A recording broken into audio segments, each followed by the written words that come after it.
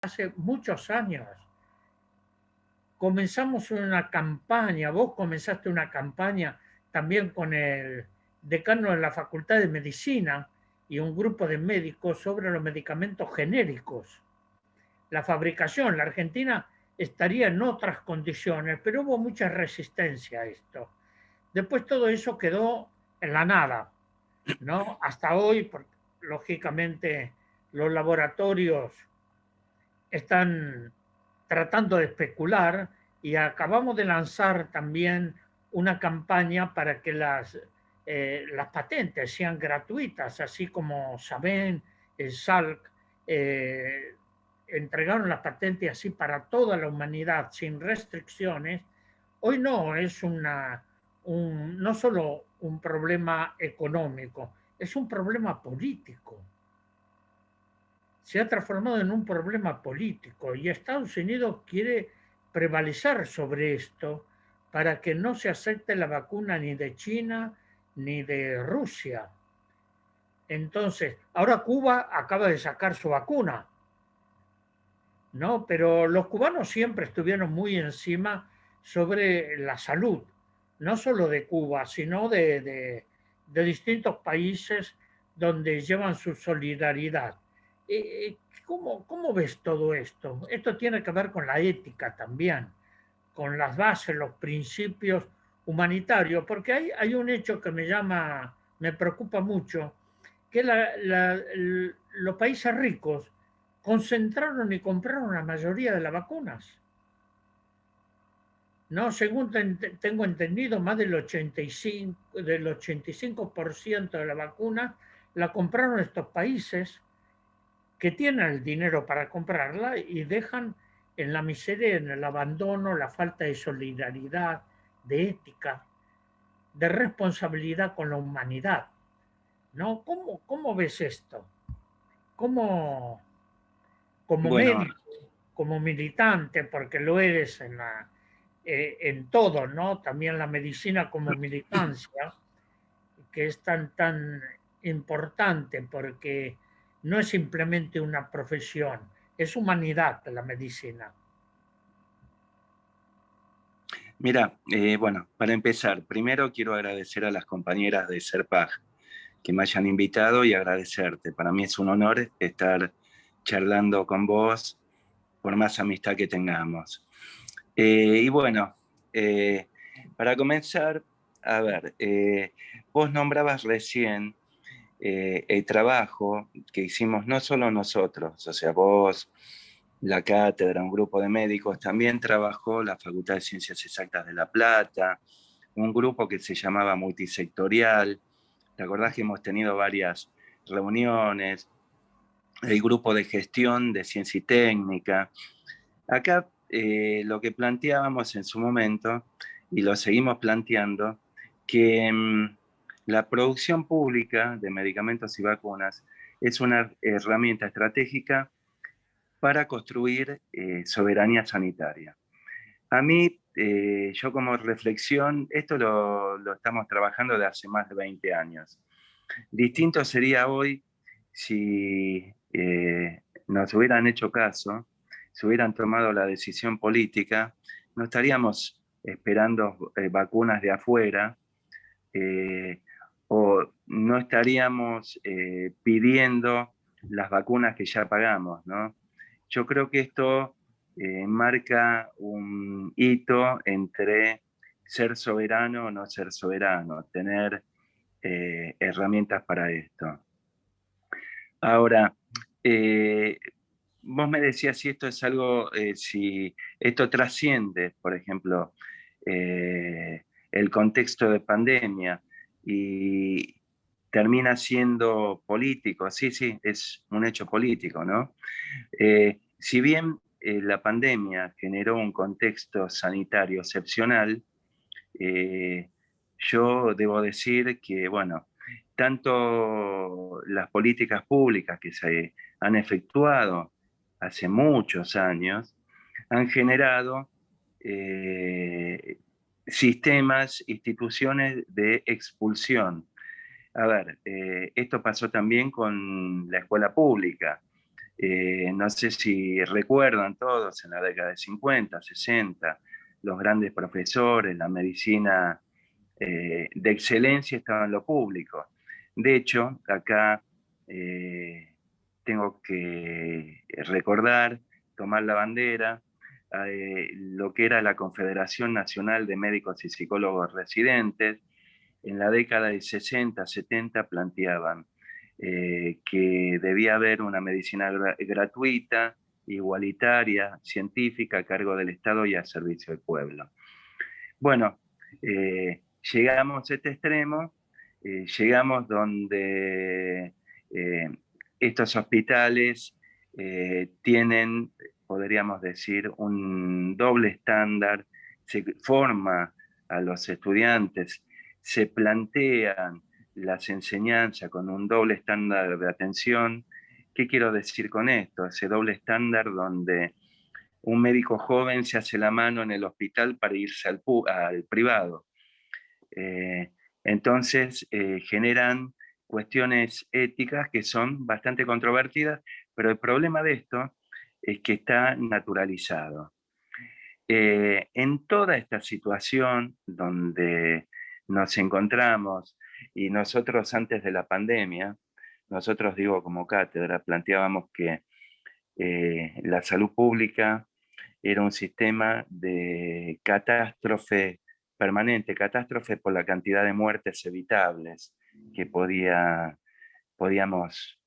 digamos, evitar y que esa catástrofe permanente estaba naturalizada, que esto era lo peor.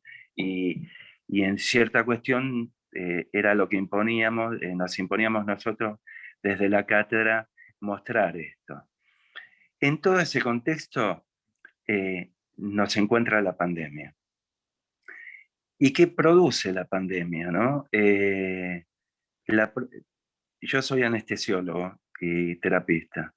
Y como anestesiólogo debo decir que es como que ha producido una anestesia en el pensamiento de las grandes mayorías de gente, ¿no? Y esto uno lo ve cuando no se cuidan, esta cuestión de negar la enfermedad. Y después la otra cuestión es que ha planteado un contexto de gran incertidumbre en toda la sociedad. Hoy en día, por falta de eventos y de discusión científica, todavía no sabemos por qué los pacientes se incendian y terminan en terapia intensiva, no sabemos mucho del COVID. Entonces, esta incertidumbre que hace, ¿no? En este contexto de sociedad desigual, de sociedad que viene de un neoliberalismo atroz, eh, produce que cualquiera diga cualquier cosa. Cualquier cosa es que esto uno lo ve, ¿no? O sea, uno habla, está planteando una discusión y de repente alguien que no sabe o medios de comunicación plantean y ponen en agenda determinados tipos de cosas que son insostenibles. Y también acá no hay que dejar de desconocer que la pandemia ha producido ni más ni menos un tipo de discriminación, ¿no? Hoy estamos hablando de pacientes COVID, pero también hay pacientes que no tienen COVID. Esta discriminación la planteó la misma lógica de la pandemia, pero aparte la saturación de los medios, la saturación de los hospitales, eh, y que esto va a tener consecuencias al mediano, al breve y al largo plazo. No sé si me querías preguntar algo, Adolfo. Sí, bueno, señalaste varias cosas. Esto pone la salud como soberanía, como un derecho del pueblo a su soberanía, ¿no? Sí, Lógicamente que las políticas neoliberales llevan a la privatización de todo, educación, salud, recursos y bienes.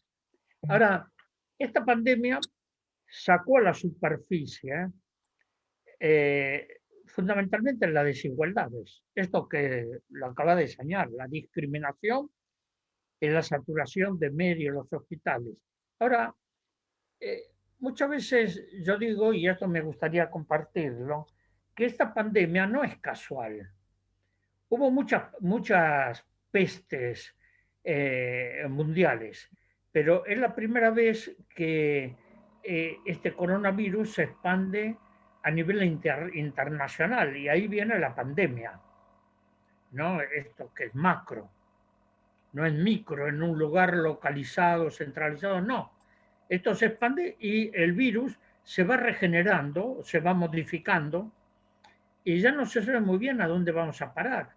Ahora, la raíz de todo esto es el maltrato que el ser humano hizo a la madre tierra, a la naturaleza, la contaminación, los monocultivos, el medio ambiente.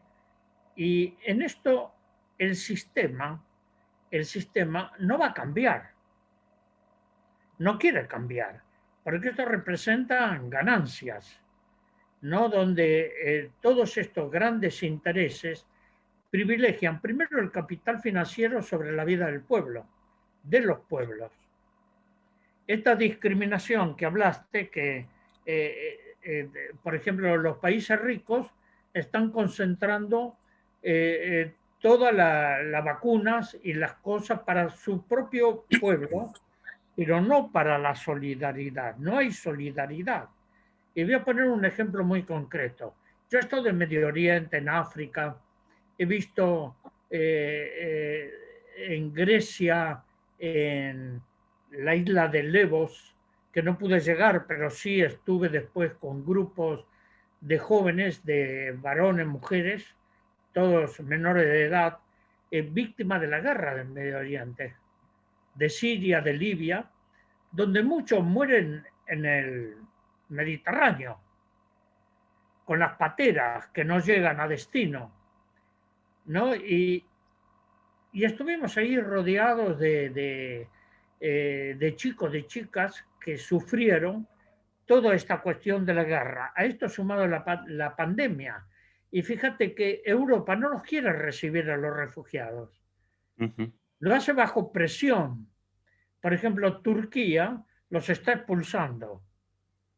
No los quiere, pero tampoco los quiere Italia, los quiere Francia, Alemania, cuando los inmigrantes fueron los que sostuvieron la, el trabajo en esos países centrales. Y creo que hay una política de despojo muy grande, pero esto tiene que ver con la ética, tiene que ver con los valores. Y esto me gustaría que lo podamos conversar, ¿no? Sobre la ética, los valores, porque hoy esto está en crisis y los valores también se transforman en el tiempo, pero hay valores que son esenciales, la vida, el ser humano, también recursos naturales como el agua, hoy en grave riesgo. Hay quienes señalan que el agua va a ser el motivo de las próximas guerras, Ujú. más que el oro, más que el petróleo, que esos recursos, el agua. Y no olvidemos que nosotros aquí en América Latina, fundamentalmente en el Cono Sur, tenemos el acuífero guaraní. Brasil, Paraguay, Argentina, Uruguay. Somos los depositarios de ese reservorio de agua mundial. Yo que he viajado por muchos países, hay 32 países en el mundo que ya no tienen agua. Entonces, no es solo un problema de recursos, es un problema de ética, es un problema de valores. Y los médicos, las médicas, tienen justamente que sentar su base sobre valores. Pero los laboratorios médicos, con esto de la pandemia, no tienen digamos, la voluntad ni económica ni política de ceder la patentes a la humanidad, que sería lo correcto. cómo estás viendo esto de los valores, de la ética, de la Eh, responsabilidad social? a ver, vuelvo un poco a lo anterior, ¿no? En algún lugar nosotros estamos inmersos en una sociedad capitalista donde lo que prima es la ganancia. Sí, No puedo dejar de recordar allá por finales del siglo pasado, finales de la década 1990, cuando se descubre el genoma humano, lo descubre un inglés, John Sulton, que era compañero de César Milstein, eh, lo descubre eh, médico inglés, y apenas gana el Nobel y puede decodificar el genoma humano, una compañía norteamericana, Genoma Celerix, lo primero que hace es tratar de patentar el genoma humano, ¿no? O sea, esto parece un disparate, pero en ajá, realidad lo que veían era como patentar algo que puede generar mucho dinero, que es lo mismo que cuando una multinacional patenta un trigo, una la semilla, soja, se claro, basa en el trabajo de millones de personas y de miles de años de mejora, y esta es la sociedad. Entonces, este tipo de sociedad no tiene ética, lo que tiene son intereses. Eh, Esos intereses, yo recuerdo alguna vez en algunas discusiones, creo que vos también estuviste en los encuentros por la producción pública de medicamentos y vacunas, sí, que venían algunos integrantes de esto estoy hablando hace más de 10 años, ¿no? Integrantes del Ministerio de Salud, y planteaban, bueno, que tal laboratorio privado quiere hacer y quiere hacer esto. Entonces la discusión que venía era, bueno, pero el laboratorio privado lo que quiere es generar dinero, no quiere mejorar la salud, eso viene después. Entonces, eh, eh, acá en ese tipo de intereses es muy difícil que haya ética. Entonces, lo que uno plantea es algo distinto. Yo también tengo que recordar que al principio de la pandemia había muchos autores de mucho prestigio, que planteaban que de la pandemia se iba a salir mejor, que la pandemia igualaba, y yo en realidad lo que veo es que de la pandemia vamos a salir peor, que la pandemia desiguala, que la pandemia va a profundizar eh, lo que es esta brecha entre ricos y pobres. No es lo mismo una persona que tiene que estar en cuarentena, en una casilla o en un ambiente con 8 o 10 personas, que alguien que está cómodo en su casa con varios ambientes, ¿no? O sea, eh, entonces a mí me da la impresión que de estos valores, muchos se olvidan de la solidaridad. Y para construir esa solidaridad tiene que haber, digamos, herramientas materiales que construyan esa solidaridad. Yo soy un ferviente defensor de lo público y yo creo en el papel del Estado como rector, regulador y generador de valores. Ahora, no del Estado neoliberal, que el único valor es reprimir y ganar plata, ¿no? No es lo sé que está si... pasando también en Colombia, ¿no? Claro, Donde le claro. están quitando las tierras, hay más de 6 millones de desplazados internos, destruyendo la floresta, especulando, plantando la palma africana. Y, de- Ahora es terrible esto, ¿no? y después la otra cuestión, ¿no? Es que es como que hay que volver a aprender una nueva relación con el medio ambiente, como vos decís, con la madre tierra. Eh, lo que es el capitalismo, el neoliberalismo ha llevado a esto, ¿no? Todo ganancia. Hoy cuando las discusiones en Brasil con Bolsonaro, por ejemplo, de las talas del Amazonas, es decir, bueno, esto generan dinero. Acá no se habla del impacto que va a tener a las generaciones futuras. Es como que lo que importa es la ganancia ahora y ya, Sí, y está pasando profundizar, aquí en ¿no? Argentina, ¿no? Claro. Pasando, digámoslo, en Andalgalá, en Chubut, en los recursos. Ahora vienen por el litio, así que vamos a tener los problemas en Jujuy, las comunidades indígenas, la destrucción del medio ambiente. Ahora, también tendríamos que pensar en la deforestación que está realizando, por ejemplo, en Salta.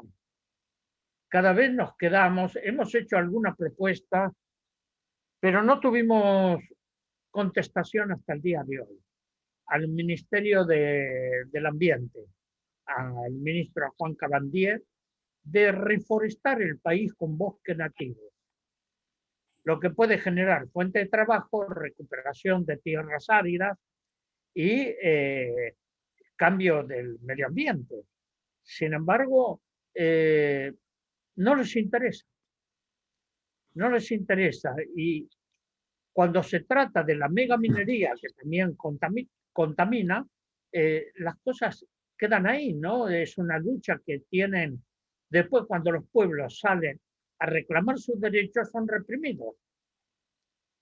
Entonces, claro, uno quisiera de, de creer eh, que el Estado tiene que hacerse cargo de la salud, de la educación, del medio ambiente, es responsabilidad del Estado. Sin embargo, no es así. Por eso aquí está en crisis el tipo de democracia que tenemos.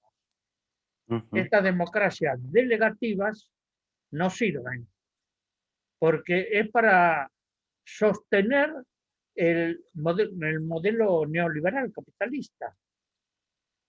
La única forma de hacer frente a esto es la construcción de la democracia participativa, donde el pueblo no delegue todo el poder. Mira, el caso de la deuda externa. Nos sumergieron en la deuda externa. No sé cómo vamos a salir. El gobierno trata de negociar con el Fondo Monetario Internacional, pero el Fondo Monetario Internacional va a negociar lo que a ellos les conviene. No va a ceder sobre esto. Entonces son las nuevas formas de esclavitud que hoy soportan las nuevas, la generación actual, pero las futuras generaciones del país. Entonces, ¿dónde estamos? La responsabilidad del gobierno tendría que ser esto que hace tantos años que se viene sobre los medicamentos genéricos, sobre el fortalecimiento de la educación pública, la educación para todos y todas. Ahí vemos el aumento del analfabetismo y vemos el hambre. Es la otra enfermedad, eh, digamos, estructural que hoy viven los pueblos, el hambre. Siempre me acuerdo de José de Castro, que decía que el hambre es la manifestación biológica de una enfermedad sociológica. Nos lo plantea con mucha claridad, Ujú. ¿no? Y José de Castro, que tenía esa visión extraordinaria, ese médico eh, brasilero, cuando comienza a estudiar lo que pasaba con los pueblos, fundamentalmente el nordestino en Brasil, se horrorizaba de los efectos del hambre. Lula logró sacar de la miseria extrema a 40 millones de hombres y mujeres de Brasil. Bolsonaro abandonó todas esas políticas y los está condenando a la muerte, a la miseria, a la explotación. Entonces, ¿de qué democracia estamos hablando? ¿Qué es la democracia? ¿Cómo ves estos posibles cambios que los pueblos quieren, ¿no? Porque vienen luchando, saliendo a la calle, reclamando derechos humanos, derechos de los pueblos. Y esto tiene que ver, porque la salud es fundamental en los derechos humanos. Eh, yo creo, a ver, hay como, está como muy desperdigado, o sea, hay muchos sectores con diferentes reclamos y no, todavía me da la impresión que para que haya un cambio de este tipo tiene que haber un sujeto social que lo impulse. Este sujeto social debe tener la suficientemente fuerza para provocar este tipo de cambios, pero además para que sean al menos lo más permanente posibles, ¿no? No que cambia una cosa y al otro día viene otro y la cambia, cambia una política, cambia otra. Ahora, eh, para eso yo creo que hay que trabajar mucho desde el campo intelectual, pero además desde la praxis diaria, la praxis del hacer, ¿no? Es el pensar y el hacer, el ver las manos.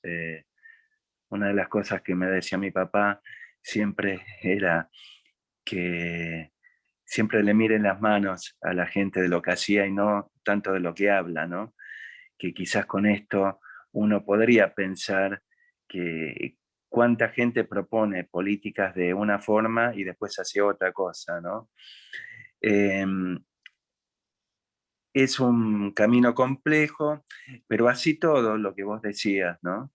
Eh, sobre todo lo que pasó y lo que viene pasando en nuestros pueblos, llegó la pandemia que generó y aumentó el grado de vulnerabilidad de nuestros pueblos.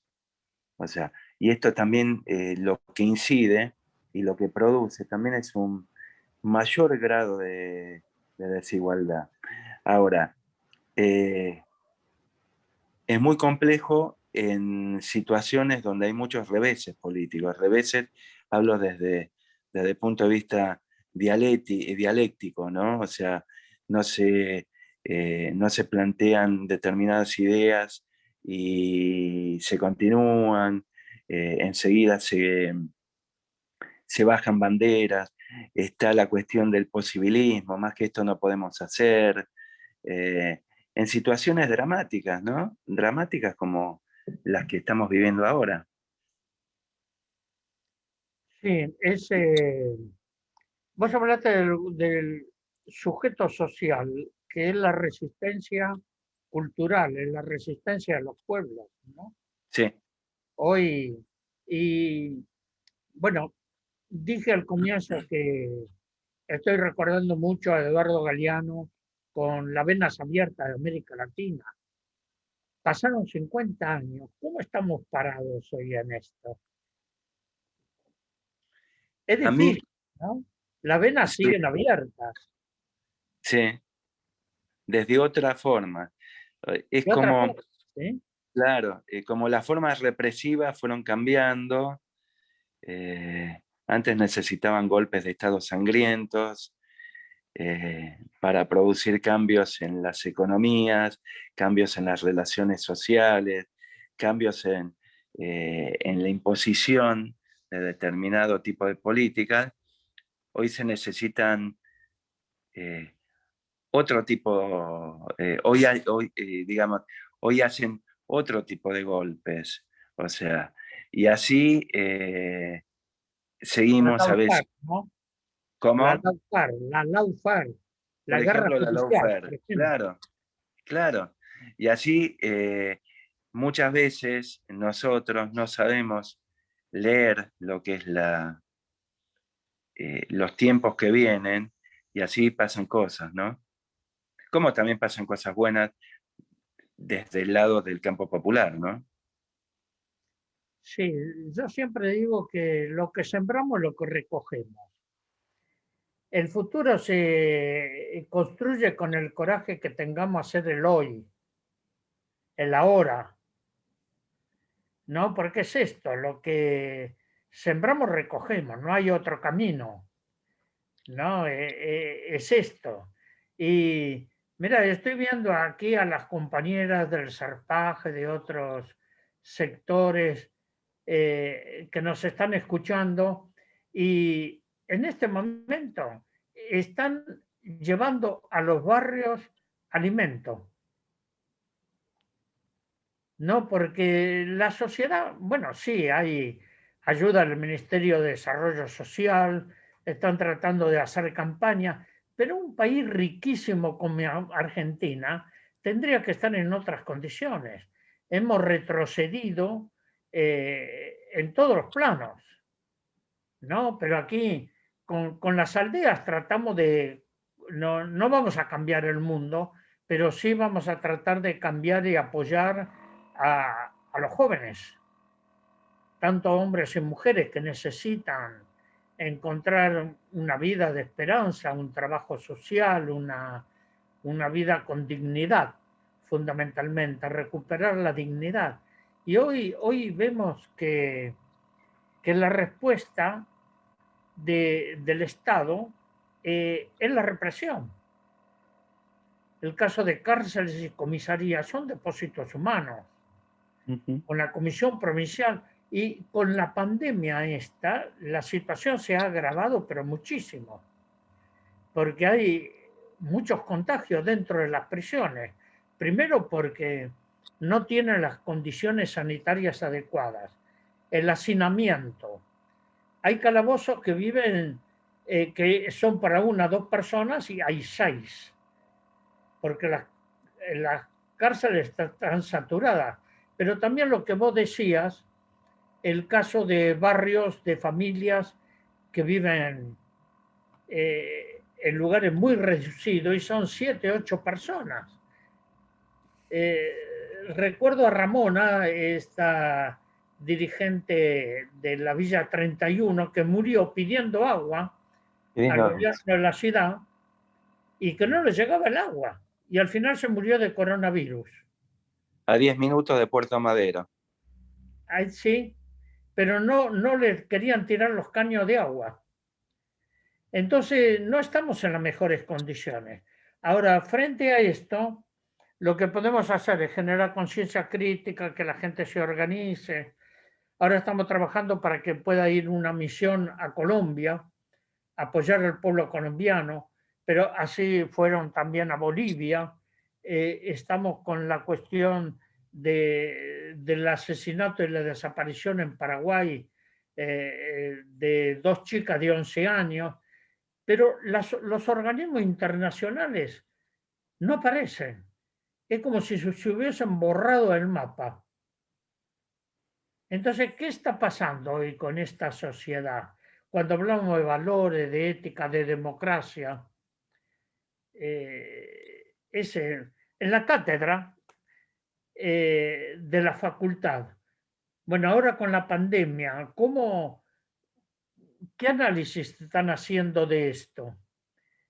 ¿Cómo, Eh, cómo, cómo ven una posibilidad de encontrar otros caminos? Mira, por lo pronto, lo que nos pasó fue intentar crear un marco de pensamiento y de pensar qué pasaba con la pandemia, ¿no? Y abrir los cursos hacia la sociedad con determinado tipo de actores que están trabajando el tema de la pandemia y ver determinado tipo de situaciones, ¿no? ¿Por qué pasan? Y analizarlas en función de esto eh, para dar herramientas teóricas a aquellos profesores, no profesores, gente en particular, para que pueda tener algo como para, desde su lugar de trabajo, de su ámbito de estudio, su ámbito social, poder dar una respuesta mínima y poder entender por qué ocurren este tipo de situaciones, ¿no? Eh, de estas actividades académicas, vos participaste, participó Norita, participó gente amiga en común como Gianni Tognoni, yo Claro. María Laporte, participó Daniel Feierstein, Gonzalo Basile, todos los profesores de la cátedra. La primera idea que quisimos tener era qué pasaba en la sociedad como pandemia, ¿no? cuando todo el mundo decía, bueno, acá esto nos iguala, esto lo otro, en realidad cada uno desde su lugar veía que no, que no. Esto que vos recién mencionabas, Adolfo, una dirigente social pidiendo agua que muere por COVID a 10 minutos de Puerto Madero. Esto es el extremo de la desigualdad y marginación, ¿no? Y discriminación. Entonces, en función de esto, ver y pensar qué herramientas. Obviamente no tenemos, eh, digamos, como dicen los chicos, la posta como para qué hacer o no, pero al menos reflexionar para saber al menos a dónde intentar ir, ¿no? De ahí que yo decía que de esto salimos con solidaridad, eh, como valor y preservando la dignidad de las personas.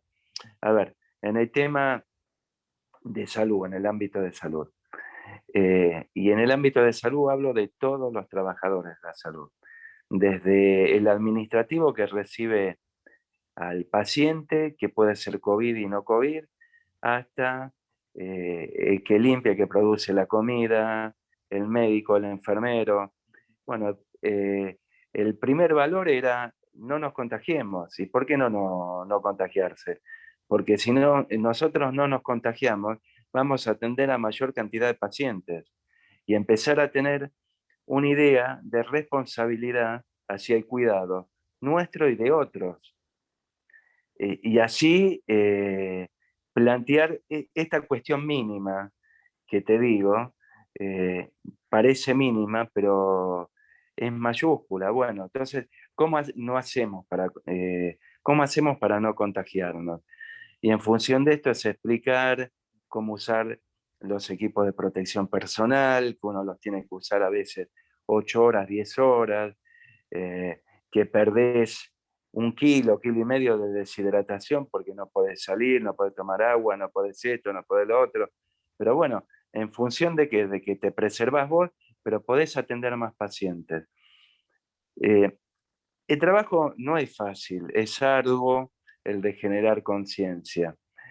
Otra de las cuestiones que planteamos en estos grupos que veíamos, y lo planteó muy certeramente Daniel Feuerstein, que hay una situación como de negación de la pandemia, que obviamente la negación, esto no es poner las tintas sobre la gente que niega la pandemia, pero hay una negación deliberada de grupos de poder con respecto a la pandemia.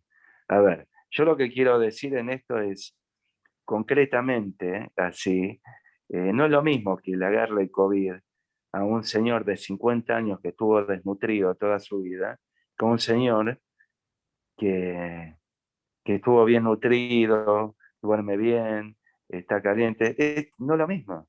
No es lo mismo que le agarre COVID a una persona que trabaja 20 horas por día y no sabe cuánto va a ganar, que alguien que está mucho más cómodo. Entonces, yo creo que este tipo de políticas son deliberadas. ¿Deliberadas para qué? Porque en definitiva es, en cierta forma, la exposición de la población, pero también uno no tiene que dejar de desconocer que hay un uso social de la enfermedad y un uso político y social de la muerte. Es así. Entonces, cuando los responsables no son claros, eh, uno echa la culpa a gente que capaz que no tiene nada que ver. Entonces, uno usufructa políticamente. Esto lo estoy pensando desde el punto de vista más descarnado, en beneficio propio. O sea, hoy en día, si uno ve lo que fueron las ganancias de las multinacionales, hay multinacionales que han ganado como no ganaron nunca. ¿Y por qué? Porque usufructan justamente eh, el sufrimiento de otros y de los cuales le conviene la pandemia. Uno no tiene que dejar de desconocer esto. O sea, entonces, ante esto que parece inmenso, al menos en la cátedra, esto siempre lo discutimos, nosotros pretendemos dar testimonio y generar algún tipo de reflexión. Quizás algunas son más profundas, otras menores, algunas son más certeras que otras, pero en realidad acá nos enfrentamos ante un hecho. Yo tengo grandes amigos que dicen que no, que esto, lo de COVID es mentira, es esto, lo otro. Acá, yo en el hospital que estoy, la sala de COVID está llena de terapia intensiva. Y la sala no COVID de terapia intensiva está llena con los otros pacientes que se tienen que ver. Y por ejemplo, en Ciudad, cuando el año pasado hicieron la política y decían, el COVID ya no existe, y quisieron separar todo, se contagió todo el mundo. Todo el mundo. Todo el mundo, mucha gran cantidad de personas de salud, pacientes. Entonces, eh, si uno no observa eso, lo que va a generar también, y no tiene herramientas teóricas y prácticas, va a generar toda una sensación en la población de desamparo y abandono, que tampoco es bueno, me parece. Porque eh, uno ya tiene espejos de lo que está pasando en el mundo. Tiene espejos. A ver, yo algunas cosas que planteo. Uno puede hablar de un paciente COVID y de un paciente no COVID. ¿Cuál es la diferencia entre COVID y no COVID? Que paciente COVID, eh, como el no COVID, requiere atención médica, pero al COVID se lo aísla. Y ese aislamiento se produce por un compromiso que debe tener el médico con la salud pública, por algo de salud pública, porque puede contagiar además a un montón de gente. Ahora, uno ve gente, yo no digo que el aislamiento indiscriminado, el aislamiento inhumano, sea no defiendo eso, sino que tiene que haber determinadas normas, normas éticas, bioéticas, como para hacerlo. Pero no hay que ser ingenuo, que hay gente que se monta en eso. Por ejemplo, las grandes discusiones en lo que se está montando la ultraderecha en Europa es, nos quitan las libertades de ellos. O sea, yo le abro esas libertades a a los grandes sectores indigentes que tiene el país y producís un desastre. Entonces, sin tener herramientas teóricas, es muy difícil discutir después esto y generar políticas que sean públicas de solidaridad. Porque una de las cuestiones que yo te planteaba, que si bien tiene que haber un sujeto social y esas herramientas pueden estar a cargo del Estado, si esas herramientas no tienen un correlato de solidaridad, el ejemplo, tenemos laboratorios públicos que pueden producir medicamentos, sí. Bueno, produzcamos los medicamentos y los podemos o vender muchísimo más barato o se los damos en todo caso gratis a la población. Y esto lo propusimos, por ejemplo, una de las cuestiones que agrava o que predispone al COVID es la hipertensión y la diabetes. Bueno, los laboratorios públicos producen antihipertensivos y antidiabéticos. Dáselos. ¿Qué esperamos? O sea, ¿por qué tiene que ir un hombre que gana 20.000, 30.000 pesos a gastar la plata? Dáselo en el hospital. Entonces, es esto lo que digo, que la política, esa herramienta que se debe guiar por la solidaridad, tiene que tener un correlato práctico. Y con lo del COVID, yo recuerdo cuando hicimos uno de los encuentros de producción pública de medicamentos y vacunas en la Facultad de Medicina, antes de hacer la Red Nacional de Laboratorios Públicos, vino gente de Cuba y vino gente de Venezuela, Bolivia, y habían de otros países. No tenía recurso humano, Cuba sí, pero los demás países no, Vos para formar un científico tardás 10, 15 años. Ahora, tenés los medios, tenés los científicos, ponele plata, no le pagues 300 millones de dólares al FMI como hicieron hace poco, dale 100 millones de dólares a un laboratorio público. Eso es poner en práctica la solidaridad, creo. Entonces, en función de esto, este tipo de política va a ser en beneficio de las mayorías. Claro, se está trabajando mucho sobre el miedo y Sí, el miedo paraliza, ¿no? Es decir, la derecha está trabajando el miedo, nos quitan las libertades públicas, nos quitan el derecho a esto. Esto se lo sentimos a la Bullrich, a la Macri, que también se sacan fotos sin barbijos y amontonados para demostrar de que el COVID es todo mentiras. Entonces apuntan al miedo. Y esto es grave. También los medios de comunicación. Vos hablaste de algo que le llamaste que hay como una anestesia pública. Y sí, esta anestesia pública sí está haciendo sus estragos, ¿no? Porque los paraliza. Entonces hay que encontrar a ver los caminos, esto de la información, de la educación, pero también de los medios de comunicación.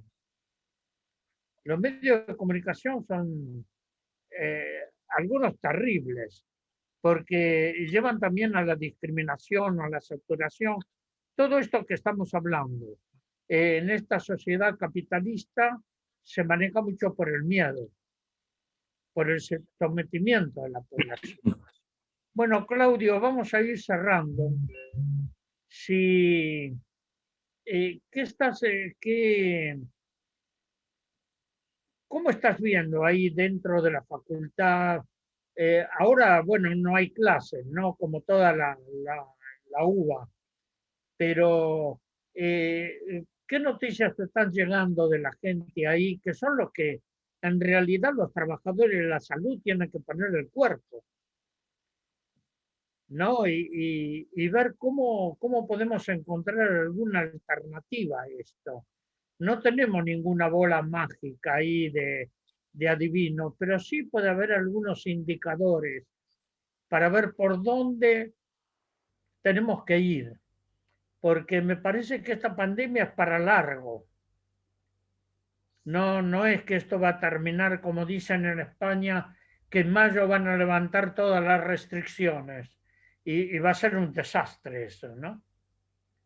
Pero son indicadores políticos para especular con la población. ¿Cómo estás viendo? Yo siempre hablo que no tenemos que perder la esperanza, porque así como el dicho popular, siempre que llovió paró, algún momento también esto tiene que parar. El asunto es qué va a dejar. No podemos retroceder. Esto nos cambió la forma de ver la vida, de comprender la relación del hombre con la madre tierra, con la naturaleza, de comenzar a revisar, a restablecer el equilibrio. Hemos perdido el equilibrio con la madre tierra, con la madre naturaleza, y tenemos que volver a recuperar ese el equilibrio que sería la única forma de salir de todo esto. ¿Cómo estás pensando? ¿O es el fatalismo? no, no, para nada fatalista. No, O sea, claro. yo creo que de esto se saca, de esto se sale reflexionando y trabajando con los sectores que siempre uno trabajó y poniendo en práctica determinado tipo de líneas, ¿no? Esto que yo te hablaba de líneas de praxis de solidaridad. Bueno, la solidaridad, cómo se construye, eh, que no sea algo, digamos, meramente intelectual, sino que sea práctico. Eh, cómo se milita la dignidad, cómo se milita la cuestión del autocuidado con la pandemia, pero no solo con la pandemia, sino el autocuidado de siempre, con la cantidad de infecciones, hoy en día estamos hablando de COVID.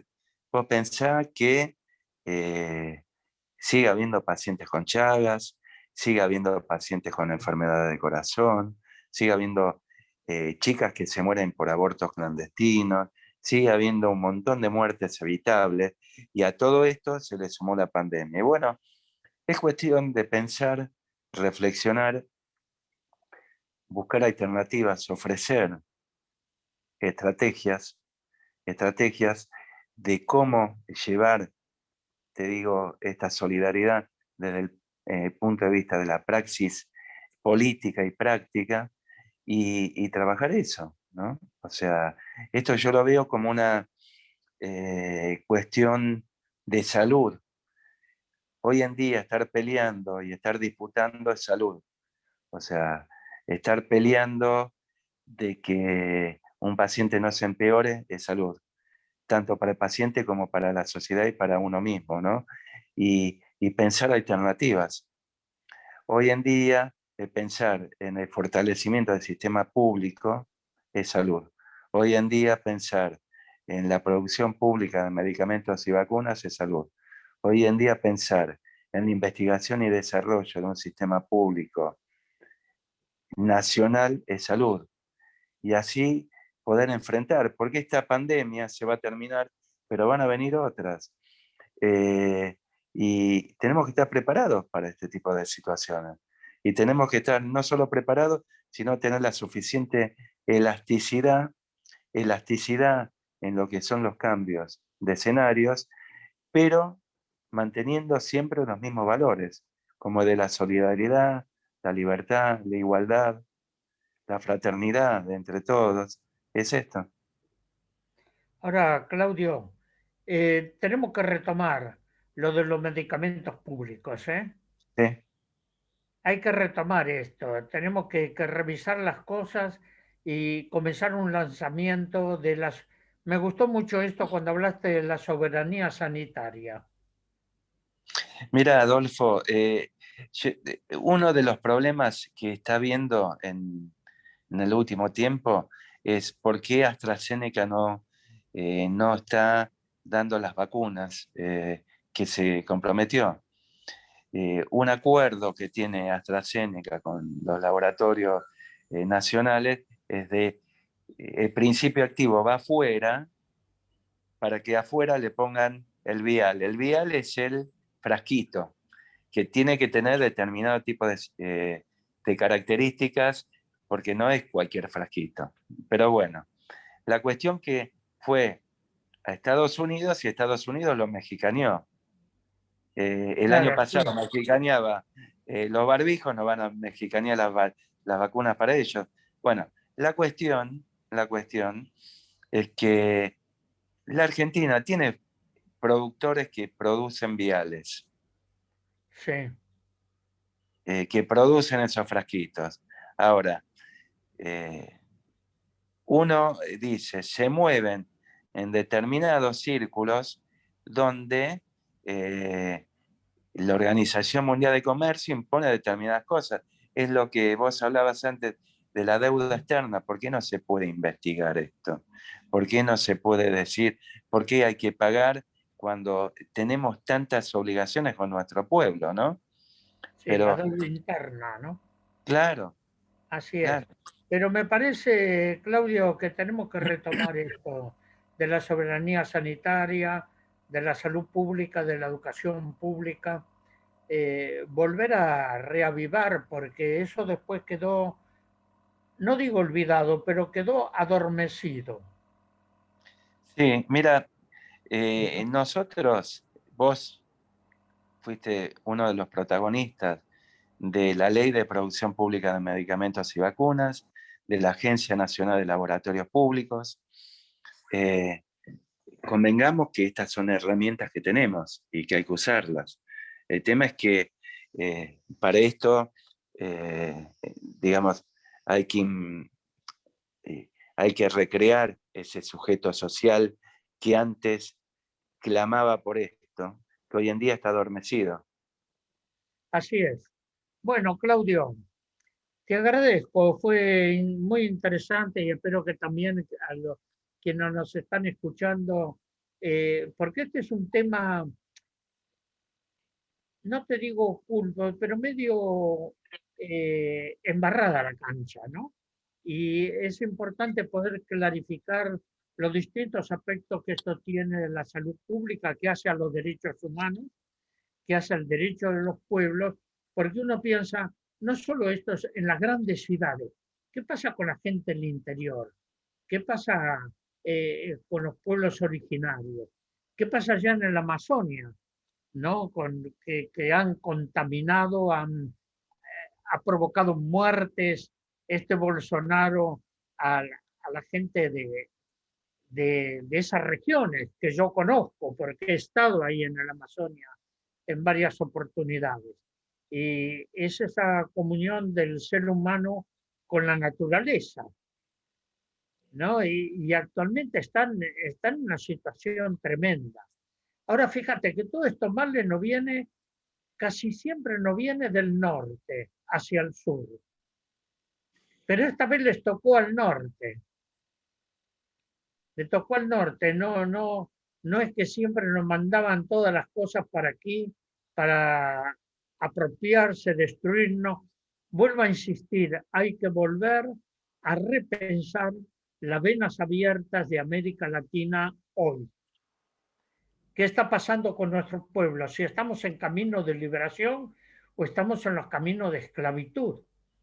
Y lo que hablamos hoy puede contribuir a este camino de liberación. Así que, Claudio, te doy un fuerte abrazo y seguimos andando, ¿eh? Seguimos andando. Y bueno, un fuerte abrazo a todos los compañeros del SERPAG, un fuerte abrazo a vos y seguimos andando. Listo, gracias. Chao. Chao, gracias. Gracias. Muchísimas gracias, Claudio. La verdad, una conversación sumamente interesante para estos tiempos de pandemia. Gracias, Adolfo. Sabemos que venís de Zoom en Zoom desde hace varias horas, así que te liberamos. Y bueno, pedimos disculpas a los seguidores que tuvieron inconvenientes para poder conectarse. En breve vamos a subir a nuestras redes este conversatorio, por más interesante e importante, ¿no? Así que muchísimas gracias y nos estamos viendo pronto. Gracias, hasta pronto. Gracias a todos. Chao. Saludos. Gracias.